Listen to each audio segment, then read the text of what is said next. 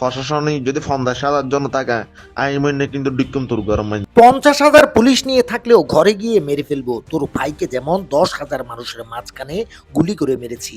চট্টগ্রামে এভাবেই আজিজউদ্দিন নামক এক ব্যক্তিকে মুঠোফোনে জানে মেরে ফেলার হুমকি দেওয়া হয়েছে।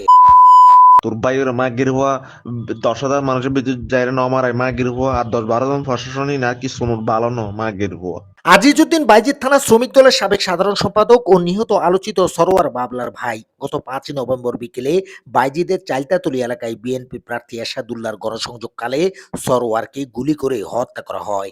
এই অডিও রেকর্ডটি চট্টগ্রামের সন্ত্রাসী মোবারক হোসেন ওরফে ইমনের বলে পুলিশকে জানিয়েছেন আজিজউদ্দিন। ইমন চট্টগ্রামের শীর্ষ সন্ত্রাসী ছোট সাজ্জাদের ডান হাত বলে জানা গেছে।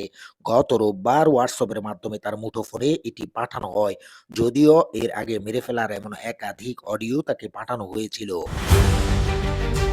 সামাজিক যোগাযোগ মাধ্যমে ছড়িয়ে পড়া অডিওটি 2 মিনিট 30 সেকেন্ডের। আজিজের উদ্দেশ্যে বলা হয়, কয়দিন ঘরে বসে থাকবি, প্রশাসন কয়দিন পাহারা দেবে, প্রশাসন থেকেই বা কি হবে, তোর ভাইকে 10,000 মানুষের মধ্যে মেরেছি, 50,000 পুলিশ নিয়ে থাকলেও ঘরে গিয়ে তোকে মেরে ফেলবো, তোকে মারতে আমি যাব, তোর ভাইকে মানুষ দিয়ে মাথায় গুলি করে মেরেছি, তোকে গুলি করে পুরো শরীর তার বাসা বানিয়ে ফেলবো।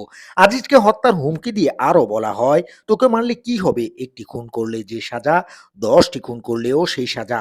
এ বিষয়ে বাইজিদের ওসি গণমাধ্যমকে জানান, সন্ত্রাসী মোবারককে গ্রেফতারে পুলিশের অভিযান অব্যাহত আছে।